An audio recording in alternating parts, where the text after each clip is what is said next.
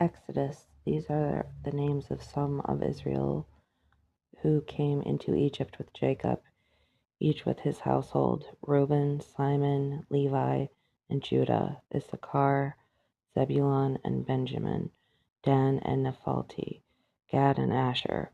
All of the offspring of Jacob were 70 persons. Joseph was already in Egypt. Then Joseph died, and all his brothers and all that generation. But the descendants of Israel were fruitful and increased abundantly. They multiplied and grew exceedingly strong, and the land was full of them.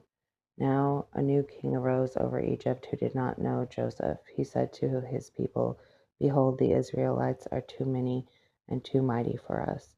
Come, let us deal shrewdly with them, lest they multiply more and should war befall us. They join our enemies, fight against us, and escape out of the land."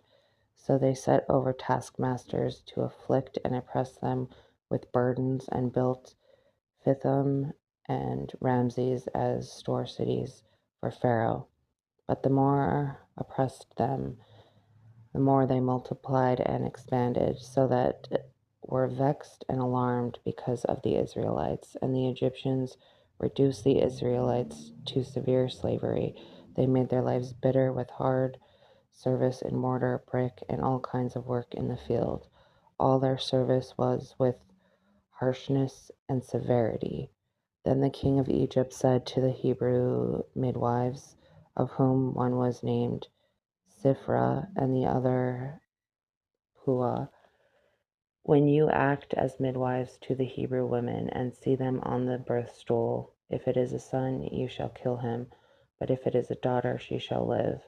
But the midwives feared God and did not do as the king of Egypt commanded, but let the male babies live.